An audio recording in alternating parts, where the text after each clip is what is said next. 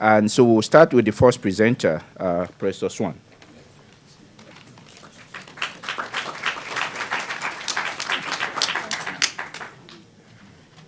Good morning, everyone.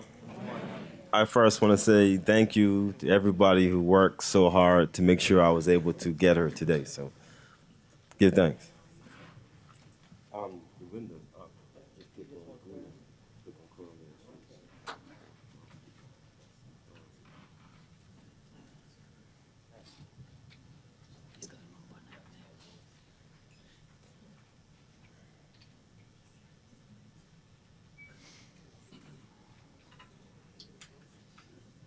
So I say this a lot these days when these intersections happen with technology for a presentation start. It usually means I haven't given thanks to Elegba, who is the Orisha who guards the crossroads. So usually after I give thanks to Elegba, things start to work. So Mojiba Elegba, please open the way. Obviously, the four panelists, we have a very broad time frame to talk about, from 1834 to the 1960s. And as you can see, these discussions overlap. So it's kind of interesting that I'm going first, because I think I'm at the back end of that period. But I just think that speaks to the connection of Bermuda's tradition of resistance. It's really hard to talk about one period and not connect with the others, particularly in a colonial context, where historians have been forced to talk about the whole piece of our narrative in terms of not just black people, but Bermuda history in general, because Bermuda history indicts the colonial system in the island. So even from the colonizer's perspective, historicizing that experience hasn't been to the benefit of that system. Put another way, yes, it is quite true that black people in a public school system socialized to understand our history. But white Bermudians also aren't taught the history for some of the reasons that we talked about in the other panel as well. Yes, here we are. Thank you so much. So I'm going to talk today about, surprise, Black Power and Bermuda. Sure, you can. Okay, Mike, it's fine. Yeah. I mean, no, yes, please do. Black Power and Bermuda, as you know, my first book on Black Power in Bermuda. Some of the content you will be familiar with. Mike, is that better? Also, some of the material in this book is part of my forthcoming work on Roosevelt Braun, Paulo Cameron Cafego, and that should be out sometime next year. Maybe. So, Black Power in Bermuda sought to dismantle British colonialism through political revolution. For me, this is important because the Black Power movement was very much a global movement. Black Power is usually looked at from a U.S. context, and so the Black Power's branches outside of the United States is often seen as a sub-bar of the movement in the United States, but Bermuda is a clear example of if we don't study Black Power in a global context, we kind of lose what that movement means. To me, that's doubly important because it also shows that Bermuda's history is not just important for Bermuda, but for the African diaspora in of itself. Most of the documents you'll see in this presentation are from archives I collected, newspapers, magazines. This is from the Black Beret Cadre's phenomenal newsletter, The Black Beret. This is important because in many ways, Black Power in Bermuda was a reclamation of African people's identity as much as it was a fight against the colonial system. Some of you may recognize this photograph. Some of you may not. It's from the governor's house grounds after the assassination of Sharples and ADC. Black Power did not fall from the sky in Bermuda. It was an extension of Bermuda's Black radical tradition, resistance against slavery, Sally Bassett, the UNIA, the theater boycotts. In the context of 1960s, the Balco uprisings in 65, but more specifically, the April 1968 uprisings, after a group of black youth were not allowed to enter the April Fair. And I don't have the time to get into that. But in response to that uprising, the British government sent troops to Bermuda to suppress this uprising that was just not about being allowed to enter a social event. This was also a strike against police brutality, colonialism, and racism. All three ideas, or all of these are contemporary concerns. In the aftermath, or actually in the moment of that uprising, Roosevelt Brown, who was a member of the Progressive Labor Party, organizes the PLP Youth Wing in an effort to try to politicize these youth from back of town. Paulu had, as we know, by this time, been across the world. He'd been in Kenya, Liberia, met Malcolm X in Kenya during the second visit. He was already being seen as someone who could give a voice of experience to the Black Power movement in the United States. He attends a Philadelphia Black Power Conference in 1968. He's asked to host the Black Power Conference in Bermuda, which he does. So Bermuda hosts, as we know, the first international Black Power Conference that takes place outside of the United States. According to the Central Intelligence Agency, there were three major Black Power leaders in the Caribbean in the 1970s. One was Stokely Carmichael, i.e. Kwame Ture. That will come as no surprise. Roosevelt Douglas, who was from Dominica. He was also very much involved in the Black Power movement in Toronto. Number three was our own Paulu. This is important for me because it speaks to the visibility of Paulu as a Black Power activist, and also indicts his invisibility in terms of how we do not totally understand his global impact in movements of Black Power, Pan-Africanism, ecological justice across the world. This document came from the US State Department Archives, where they were aware that Paulu was organizing or recruiting conference participants in the US via DC and other spaces. As I've talked about in other conferences and lectures in my book, the British, the US, even the French, Canadian governments were concerned with Black Power spread across the world. In this particular moment, they conspired to suppress this conference in Bermuda. So a number of activists who would have attended, like the Caribbean's Walter Rodney, did not make it, but women like Queen Mother Moore and other activists like Ackland Lynch, who also was our keynote speaker at the conference we organized with Dr. Francis in honor of the Black Power Conference some years ago, were able to attend. Weeks later, Paulu finds himself in Australia, where he's asked to help in Australia's burgeoning Black Power movement by a group called the Aboriginal Advancement League. This photograph is courtesy of Australia's Security Intelligence Organization. This is the photograph of him when he enters Victoria Airport on his way to Melbourne. Next to him are these two really critical Black Power activists in Australia, Bob Mazza and Bruce McGuinness, who he would invite to the United States to a conference called the Congress of African Peoples held in Atlanta in 1970. This is Bob Mazza to the left. The middle is Patricia Corwer.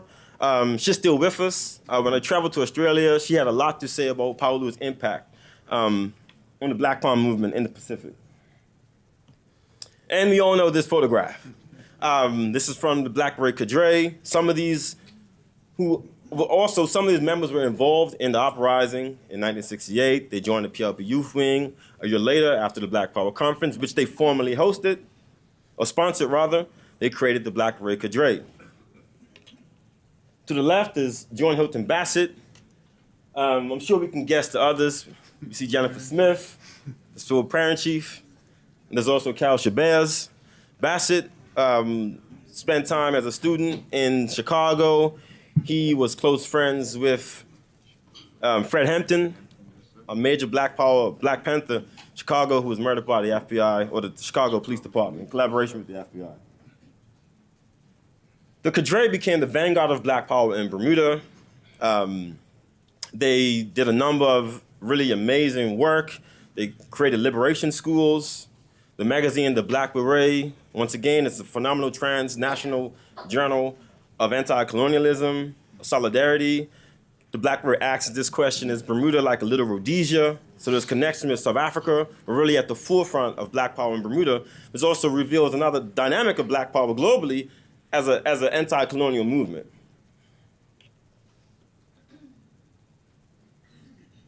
As stated, this was really of concern to major Western governments. Not all were black. So in the Caribbean, for example, Paulu cannot travel to a number of countries. Black power activists, Stokely Carmichael cannot enter Trinidad, the country he's born in. So black power is also being repressed by black governments, which also speaks to the dynamic of we cannot really talk about black power if we don't talk about class. If we don't talk about the creation of a black elite class, it also would defend its own interests via support of capitalism and other kind of systems of dominance.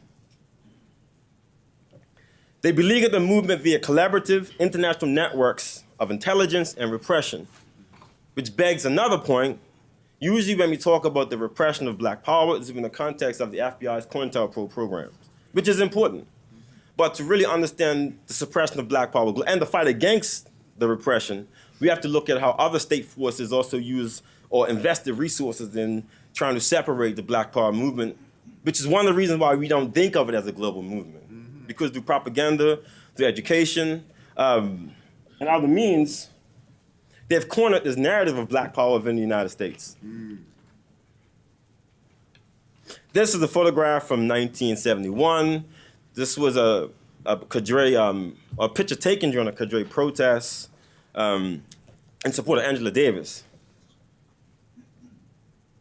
According to the State Department, the Cadre was Che Guevara at his most militant. I should have put a picture of Che Guevara next to that quote, but I think you all know who Guevara looks like. But that says a lot in terms of not just how the state saw the Cadre, but the potential of this organization in a small place like Bermuda, but the potential impact that it could have, not just in Bermuda, beyond. So the British Foreign and Commonwealth Organization attacked the Cadre through the creation of laws, infiltration, surveillance, and once again, propaganda.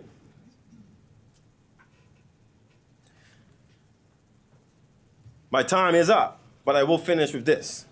The FCO saw black power in the Caribbean as approaching the momentum of 1960s African nationalism.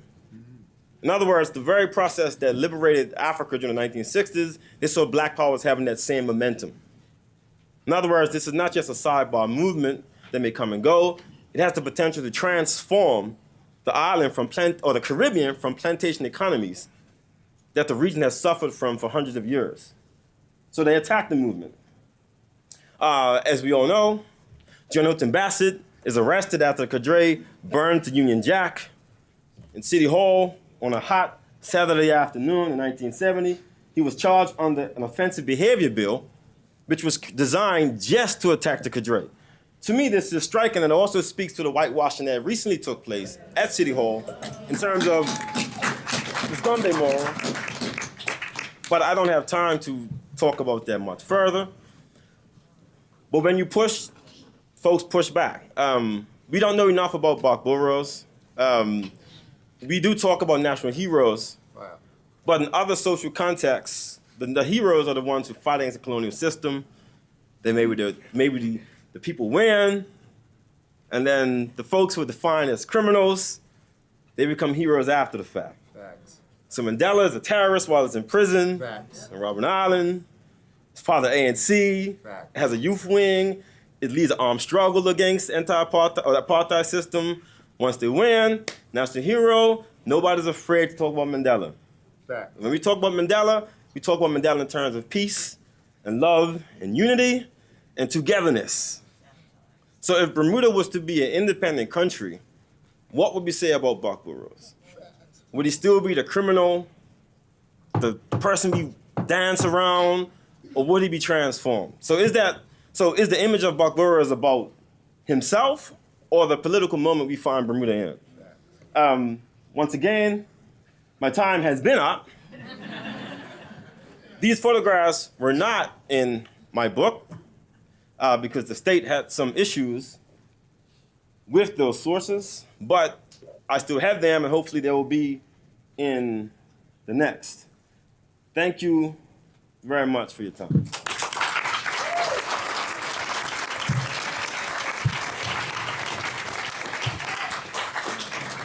Good morning, everyone. Try that again. Good morning, everyone. Morning. I'd like to say thank you to the organizers of this event. I do appreciate being invited and given this great opportunity to speak at this time. I also want to say thank you to my fellow panelists. Definitely a high bar to follow and definitely amongst a very elite company on this panel. So I'll try and do my best for the next few minutes when I present some thoughts, because it's definitely not a paper. They said 10 minutes. I said, that's not a paper, man. I'm a teacher, man. I'm long-winded, man. What's happening? I'm going to try and make it work, though. I'm going to try and make it work. In the future, we will call reconsidering 1959 and the long struggle for desegregation in Bermuda. 1959 was truly an eventful year in the British colony of Bermuda, as the island's apparent tranquility was punctuated by a boycott of movie theaters in June that brought a crashing end to segregation. However, this significant historical moment in June was sandwiched between a series of events that should cause us to question the completeness of this apparent victory.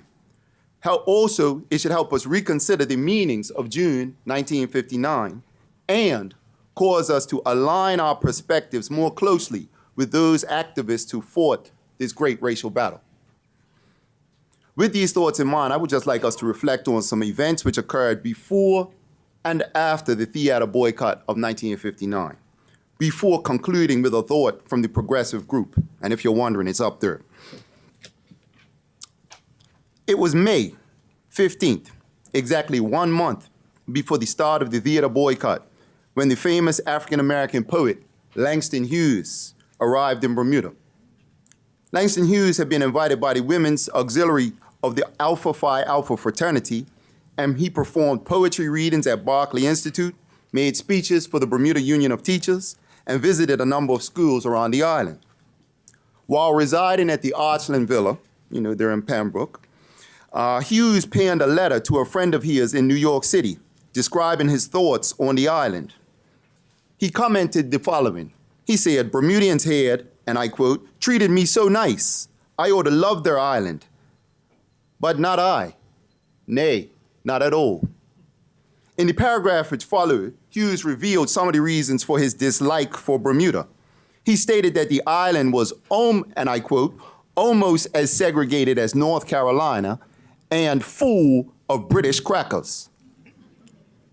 I'm gonna need a little pause. Don't take this from my time, but I'm gonna need some help from some literature scholars because I'm not sure which kind of crackers he's talking about. Whether it's the ones you put cheese on or the two-legged ones.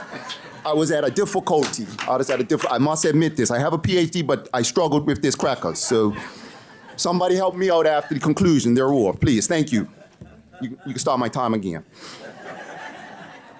The fact that a black visitor to Bermuda would compare the island's racial climate to the southern United States, the place that engineered Jim Crow segregation, breathe that in for a second, is telling in that it reveals the palpable nature of segregation in the 1950s and undermines the arguments of white Bermudian segregationists who claim that the island's color line was benign when compared to the United States. More significantly, the testimony of Langston Hughes bears witness to the problem of racism that the theater boycotters would soon fight against.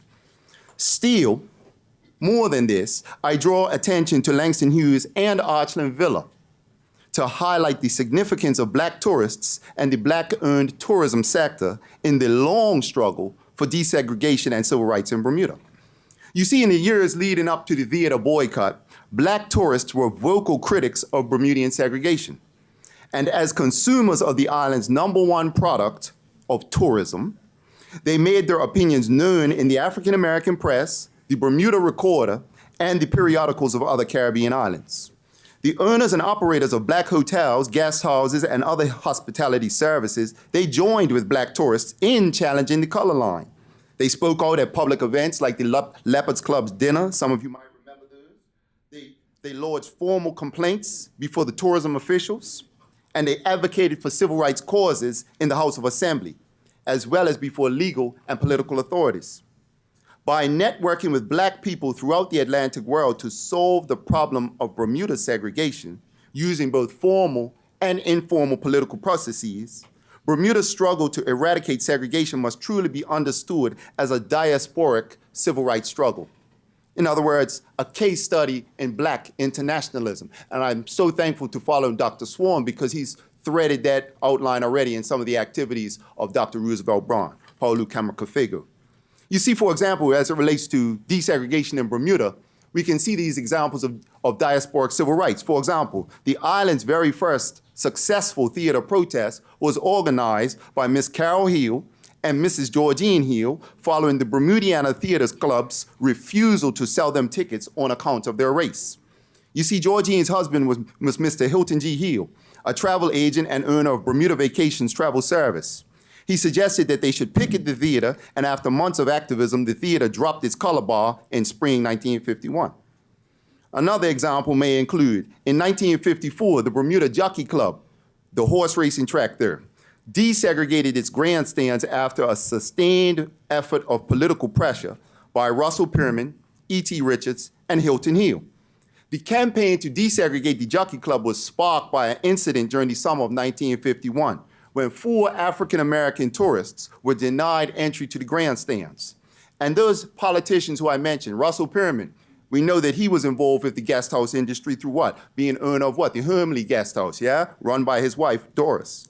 E.T. Richards, I know he gets more shine for being government leader, but he was a board member and also the president of the Imperial Hotel.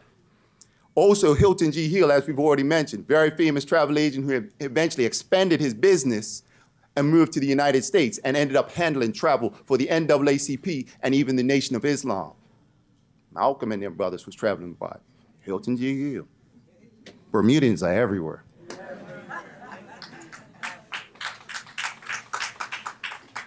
However, these observations are more than mere historical observations. Rather, they form the context of possibility that informed the actual theater boycott. You see, in other words, the progressive group would not have even bothered to organize without some knowledge and belief that changing the racial status quo was even possible. So while the years preceding the boycott showed the saliency of diasporic civil rights alongside incremental victories, and mind you, that's incremental, not total, incremental victories over segregation in very specific areas, the period that followed 1959 demonstrated the incompleteness of the boycott's successes.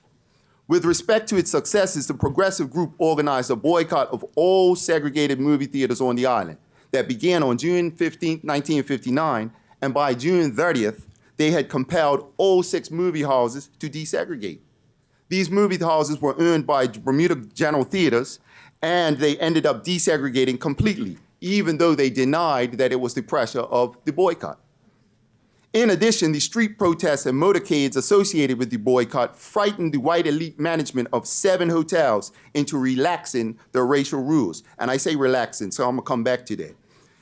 The hotels included the Belmont, the Bermudiana, Elbow Beach, Inverurie, the Princess, St. George's Hotel, as well as Castle Harbor. These hotels began allowing blacks to enter for dinner, drinks, dance, and entertainment. However, their accommodations still remained segregated. This came back to demonstrate a very critical element of the incompleteness of this victory. Because you see, on September 8th, 1960, a Pan-American jet left Bermuda en route to New York City. Unfortunately, the plane experienced engine trouble and was forced to return back to the island. Because it was late at night, Pan Am gave all 87 delayed passengers a free night at the Castle Harbor Hotel since it was located near the airport and they would not have to go home and return back early in the morning. I wish airlines still did that nowadays, man. That don't count against my time. I think everybody supports that, man. Yeah. Airline don't give you nothing, man. It could snow. They'll just kick you off the plane, man, and they don't even care, like. Where was I? Anyway, yeah, so they get delayed. They're in Bermuda. Pan Am gives all 87 passengers a voucher to go and stay at Castle Harbor Hotel. However, when the passengers were dropped off at the Castle Harbor, there were 15 black members of the group, and they were refused accommodations because of their race, even though the booking had been made by Pan Am and was already paid for. This situation sent a powerful message because black tourists were denied alongside black Bermudians, because the group of black passengers included a handful of university students returning to school, as well as an African-American Air Force sergeant, as well as his wife. The black passengers protested loudly in the lobby, but they were forced to wait while the white passengers were taken to their rooms. However, management would not yield. However, management said, you know something? It's okay though, you could use a portion of your room credit to go get some drinks and something to eat in the dining room because it's been recently desegregated. I don't need that right now. I need a place to stay. However, it was more folks in that group who were thinking the same way. 2 university students, Hewitt Stovall, he was studying at Howard University, and Vincent Bridgewater, he was a pre-med student at Lincoln University, summarized the entire group's feelings, and he told the manager, he said, look, if we're not good enough to sleep her, you can't profit by us eating her. Soon afterwards, the black passengers vacated the hotel lobby in disgust, and several bellhops and other black staff members staged an impromptu walkout in solidarity. Ashe, ashe. What do we see? We see the battle against segregation, which followed the theater boycott, containing instances of diasporic civil rights action. Therefore, the periods before as well as the periods after the theater boycott were united by themes of black protests in the face of white resistance to desegregation, as well as white resistance to complete racial and political equality. Given the continuity of the struggle found on both sides of 1959, how can we realign our perspectives to meet those who fought these historical racial battles? I believe the parting words of the progressive group offer us some direction. On July 1st, they published a letter to the editor that was published in the Bermuda Recorder, a victory letter, so to speak, after the conclusion and the successful desegregation of those 6 theaters. In part, it reads, I just kept a little quote from it. It says, we appreciate that the hotels, restaurants, and theaters are desegregated. The people of Bermuda are to be thanked, congratulated for the striking display of solidarity shown since June 15th. The day should become for Bermudians what Emancipation Day is to the world. Remember, there are still goals to be achieved. Therefore, in the future, we will call upon Bermudians for a similar display of solidarity if it is deemed necessary. You see, the progressive group's parting statement serves as a succinct intellectual summary of the politics of race in the 1950s, as well as a clarion call for continued anti-racist activism today. They acknowledge the continuing presence of racism by stating that there would be goals to be achieved. They acknowledge the success of their strategies by praising the people's solidarity and ask them to stand ready. Okay, my time's done. And ask them to stand ready for the next opportunity to deploy the same techniques to desegregate. In other words, they were telling us we need to stand ready because the struggle continues. He said, because in the future, we will call. Thank you.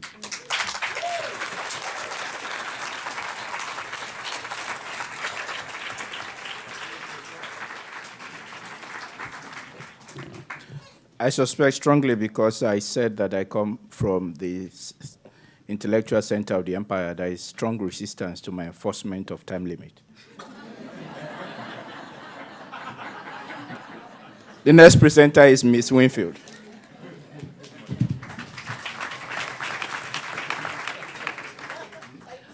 I want you to know he said that before I spoke. I think he might be implying something. Good morning, everybody. I'm going to skip through a number of these slides simply because of time, but also because a number of the presenters have already covered some of the subject matter. So I'm going to go to the next slide straight away. Before emancipation, there was a huge effort to keep the demographics of Bermuda as wide as possible. And as a consequence of that, a number of times throughout Bermuda's history pre-emancipation, every time there was any sort of uprising, free blacks on the island were deported or banished off of the island. And that meant a constant flow. Hundreds of black people were being sent away over the years. So one of the things I posit is that if that had not occurred, if that deliberate policy had not occurred, the population demographics of this island would look very, very different today. So keep that in mind. I think it looked a lot more possibly like it was like it is in the Caribbean. Black disenfranchisement. So I just go straight away to 1834. That's already been mentioned, how that at the same time freedom was given to people, at the same time they took it away by basically changing the laws around voting and making it virtually impossible for black people to vote for many years. It took almost 50 years for William Joel to become the first black parliamentarian after that. We've also mentioned 1842, the UK immigrants. There was an attempt to bring white people from the UK here to try and build the white population up. It was already being recognized that there was a problem coming because blacks were gaining the vote slowly but surely. And so, as Kenneth Robinson says here, the first post-abolition endeavor to increase instantly the relative size of the white population. The arrival of the Portuguese. We are going to have somebody else talking about the Portuguese after this, so I'm not going to spend time on this, but basically it didn't work bringing in the white immigrants. Not many came, and so they turned to bringing in Portuguese people, and they actually paid for them to come. They paid bounties to I was going to say skippers, but the captains of ships to bring in immigrants from Madeira. The Golden Hind came in 49, and in 1853, there was a protest by black people seeking to say, this is unfair, you're taking our taxes and you're funding, basically bringing people out here to undercut our wages. And you have to realize that this is something that's repeating itself. And when you hear the term, that if we don't learn from our history, we're going to repeat it, this is what happens in our society. So black Bermudians already were very aware of what was happening at that time. By 1894, much larger numbers of West Indians began migrating to Bermuda, in particular between 1901 and 1906, building the dockyard. And dockyard in particular, they had riots out there because they were treated so appallingly. And these immigrants had come actually from building the Panama Canal. They were skilled laborers and had been treated well during that process. And so they came here and found that they were treated appallingly, and there were riots at that time. And Reverend Monk, if you remember, went to jail for standing up for them. And if you notice, there was a sort of practice of divide and conquer that was occurring, and black Bermudians were encouraged to view West Indians as less than. And it was a kind of policy to separate. And this went on between the Portuguese community too, where initially the Portuguese community lived alongside blacks. They certainly weren't allowed in white areas. They went to black schools because they didn't have schools of their own. And so there was a conscious, they were actually marrying each other, and it was a growing working class. And when you have a growing working class, it always concerns the oligarchy when you see that sort of starting to happen. So by the 1920s, Bermuda's government introduced strict regulations banning the freedom of Portuguese people and from bringing their families here. And in the 1930s, seeing this rising labor movement occurring in Bermuda, they actually separated the Portuguese by building Portuguese schools. Again, a divide and conquer tactic. Population explosion. I think most people here know about the Tucker's Town expropriation of land, putting it nicely. Basically, the majority of those who were allowed to come in at that time following the Tucker's Town debacle were white people, and they filled the burgeoning tourism industry because black people were not allowed to be front of house in any way whatsoever. And as a consequence, the growth of the population was substantial at that time. And I think Walton Brown mentioned that in his presentation. Birth control.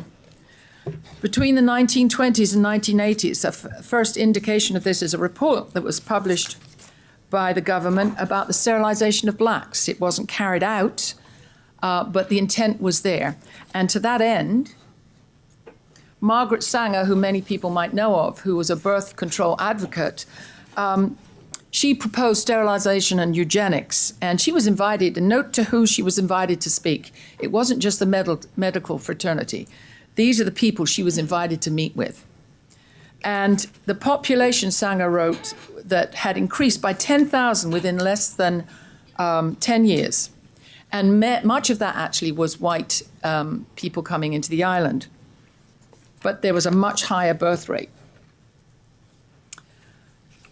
This was an article, and I haven't got time to read it, but basically Bermuda birth control to limit Negro families, 1936 in the New York Times. This is very interesting. This is written in a book by Stephen High, Base Colonies in the Western Hemisphere. And he writes from an American perspective looking at Bermuda, and he says, a small group has made Bermuda its own paradise by controlling legislation and by seeing that taxation policy kept all but themselves in strict economic subjection, while they themselves accumulated fortunes subject to no taxes whatsoever. And going on, a commanding general said, the government, Bermuda government, would object strongly to the importation of non-white labor and would be obliged to withhold the issuance of landing permits to any non-white base worker. So there was a constant effort to make sure that black people could not come and settle here. So the birth control policy was successful, according to the Director of Health Services at this time, and said that in a period of 10 years, it had dropped substantially. So the outcome, and by the way, no surprise here, guess who the focus was for birth control? It was predominantly on the black population. Okay, the infamous Bermuda Immigration and Protection Act, 1956, is what so much stuff has happened about recently. Basically, that act drew a line in the sand in 1956, 1st of July, and said, if you were born here or domiciled here for a certain period of time, you automatically, and the word I use is acquired, or they used, is acquired Bermudian citizenship status. Thereafter, you could only get it by grant of status. And what's interesting is that those people who acquired status by the drawing of that line, 3,845 people, 73% of them white, acquired status just by the introduction of that piece of legislation. Not by going through a process. All you had to do was present your piece of paper showing that you were domiciled, or your birth certificate. Okay, 63, Parliamentary Election Act. Finally, we get universal adult suffrage, but they introduce a plus vote for property owners, and the majority of property owners were white. At a time when most countries in the world were dropping their voting age to 18, we were raising it to 25. And all British subjects living on the island, and this was mentioned earlier, for a period of at least 3 years, were given the vote. 83% of those were white. So you see the constant efforts throughout history to control the demographics, make access to how you could vote, who was favored and who was not favored. So, racialized immigration policies. We had those, just like Australia and many other countries. There was a racialized immigration policy in place, and you saw a remarkable increase in the number of non-Bermudians between 1950 and 1960 of 18%, but the next decade, 66% increase, many of whom later stayed on long enough to be able to gain Bermudian status. So you can see the constant effort, and it was purposeful. And we mustn't kid ourselves that it was, just happened to happen. That was a very purposeful plan. UK Hansard report, when they were discussing the Bermuda Constitution in Parliament, questions were asked about what is this thing called status? And an MP, Lester states, a British parliamentarian, says, it seems to me that Bermuda status is reserved for white people. Since the establishment of this qualification, remember July 1956, 700 white people have been granted it and 6 colored people. 2 of the colored people are Dr. King and Mr. E.T. Richards, later Premier, who are well-known supporters of the UBP. If Bermuda status is to be one of the qualifications for standing for Parliament, we need an explanation why 700 white people have achieved it as opposed to only 6 colored people. What is interesting in this statistic is, remember I said 3,845 acquired status by the introduction of that act? That was never told to the UK Parliament. They worded it in such a way that they said, the introduction of the 1956 Act, we have since then given 706 people the grant of status, when in fact, just by introducing that legislation, 3,845, almost 10% increase in our population. Lord Pitt, following the 77 riots, I was here for the 77 riots, said, time out, oh, two more. Just been, said that the importance of reducing immigration, that we didn't pay attention. Granting of status, I'm going to skip that one. I just want to get to this last one. We know I have one here on the paths to civil unrest, all that happened recently in Bermuda leading up to 2016. I went too far. How do I go back? No, go back for me. One more back. Okay, more importantly, the UN has 3 General Assembly resolutions that state member states to adopt the necessary steps to prevent the systemic influx of immigrants into colonial territories, which disrupts the integrity and social, political, and cultural unity of the peoples under colonial domination. The next resolution basically repeats the same thing in slightly different words about self-determination for the people of a country, a small jurisdiction. And the last one actually requests the administrating powers, which was the government in Bermuda, as a matter of priority to ensure that the exercise of self-determination is not affected by changes in the demographic composition due to immigration or displacement of properties in the territories. So you can see that what's been happening in Bermuda historically they've basically ignored those UN resolutions with regard to our country. So that's my presentation on immigration. Thank you. Good afternoon, and thanks for having me. I'm going to just use my 10 minutes because I know it's lunchtime, so everybody must be hungry. I'm going to speak to you about the Portuguese community in Bermuda. We often hear that we define the ethical groups in Bermuda as 3 major ones. There's black, white, and then the Portuguese. And sometimes even on surveys about race, we still see Portuguese as an option. Very interesting when we look at the Portuguese being a nationality and not a race per se. So today is a very, very interesting date because tomorrow, November 4th, Sunday, marks the 169th anniversary of the arrival of the first group of Portuguese immigrants to Bermuda. Okay? Please be reminded that next year, on the same date, you'll have a holiday, as stated by Premier Burt. Okay? Yes? So, you're very welcome for the day off. Yes? So, why did the Portuguese come to the island? Okay? There was a push to modernize our agricultural industry because we had a decline on the seafaring industry. It met its demise. So we had to get our economy going. So Governor Reid proposed that we should develop, or redevelop rather, the agricultural industry. So we needed labor, we needed expertise. So we looked around, and a group of 58 Portuguese nationals came on November 4th, 1849. If you look on the map of the world, if you look due east, you'll find that Madeira is on the same parallel. Okay, so the idea was to bring those people to Bermuda so that they can plant vine and make wine, just like the Madeirans do. Madeira wine is something that it's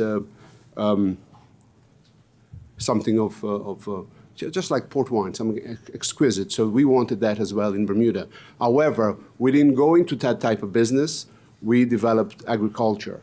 Okay, there is proof that agriculture grew in the following decades, 2, 3 decades, 4 decades. It grew, And sometimes we give credit to the Portuguese that came here. Of course, they had a role in that. But there was also introduction of technology. Governor Reed introduced technology, mainly plows. But there was introduction of that. Between 49 and the turn of the century, the Portuguese population grew. There was growth in the population. And by 1901, we could see that a lot of the Portuguese immigrants that came, their children, their grandchildren, they start venturing into other occupations. Okay, we start seeing them into other occupations. And they were also educating themselves. There's an article on the Royal Gazette, I believe February 9th, 2011. Mr. Trevor Moniz mentions that a grand-uncle was the first Portuguese student accepted at Saltus. Okay, so there was some progress. Okay, when it comes to discrimination, we have to look at the Portuguese as someone that came in the middle of the two main ethnic groups in Bermuda, the whites and the blacks. Okay, and they faced this discrimination from both sides, particularly when they came in 1849. Okay, the whites would discriminate because these people came. They came to do menial jobs, low-paying wages. They couldn't speak the language. They couldn't write. They couldn't read. So they were kind of put to the side. They did the labor. They stuck to each other in communities, but that's a form, a way that they were discriminated against by the white population. From the black population, of course, in 1849, why were we bringing people in? We had enough people available on the island that could do those types of work, of jobs. But so there was a pushback from the black community as well. And some would say, rightfully so, why are we bringing people when we have labor available on the island? Okay? Now, moving forward to the 20s, as the Minister Brown said and Ms. Winfield said, there was a change in labor. There was importation of other groups, and in spite of the progress that the Portuguese have achieved, they still didn't get membership into certain clubs. So they formed their own club, Workmen's Club, in 1935, and it's still open today. It's Vasco da Gama. And we can, Mr. Abel Pimentel, he was the first president, and we can look at him as the first social activist coming from the Portuguese community. You don't accept us, we can create our own. And the club became a center for culture, a center where the Portuguese could go and get help, get educated, get assistance. Okay, so the club is still a very vibrant club in Bermuda. Over, 85, 90 years, it's still in operation. Okay, as was mentioned before, with the stricter immigration rules, the Portuguese living on the island, the newcomers, not the ones that were here in 1849, but there was strict rules, and the Portuguese were unable to bring their wives and their children. Okay, so one can imagine that in those days they couldn't travel back and forth as we do today. So they would lose important years in the life of their children. Their formative years, the parents would be away from them. Okay, there was a priest, Father Macedo, Father Felipe Macedo. He was an advocate for the Portuguese community, and he fought for that rule to change. So in 1958, there was a change, and from then on, the Portuguese living on the island, they could bring their wives. In fact, there's an article in the Bermuda magazine that says that he performed up to 1,000 weddings. So people that united or reunited, and boyfriend, girlfriends, and then they got together and he got them married. Okay? Like Mr. Pimentel from Vasco da Gama, the first president, like Father Macedo, we've had other activists for the Portuguese community. We can name a few. We have Miss Patricia Mudd. She was the first that she wrote a book on the Portuguese Bermudian history. Very interesting book. I think it's the only one of the kind. So I look at her as an activist, someone that was proactive in helping the Portuguese with the problems they had, or at least tell the story of the Portuguese. We often hear Mr. Trevor Manas advocating for the rights of Portuguese people on the island. We often hear about Mr. Robert Pires, and of course, who can forget Eddie de Mello? He was an advocate for the Portuguese rights on the island. So when it came to resistance, I gave you examples, people that may have fought against discrimination towards the Portuguese community on the island. But I understand that the Portuguese were not a defiant people. Okay, they were not a defiant people. And I take the idea of Rennie Edo Lodge. She presented in one of these forums at Oxford University, and she mentions, and I take her ideas and I want to bring it to the plight of the Portuguese on the island, is that the Portuguese understood that loose lips and noise could get you in trouble. Yes, it could get you in trouble. It could get you could go home, and that's often the threat that comes towards the community. So the choice was to bite your tongue, do what you must, and get ahead in life. And many did so. If you look at our community today, we see a lot of business leaders. We see a lot of business owners, and we still see remnants of what the Portuguese did in 1849. Most of the farming is still in the hands of Portuguese. Food distribution, construction. So there was a lot of progress over the years. And we even had a period between 88 and 92. There were about 6 MPs that carried a Portuguese name.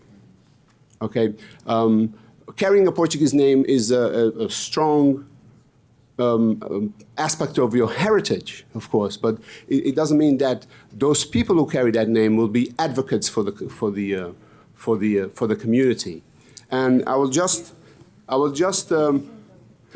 end by saying that again with the ideas of Ms. Rennie Edo Lodge, that there's a sentiment in the Portuguese community, even to this day, that there is a passive-aggressive approach by the various governments towards the plight of the Portuguese people.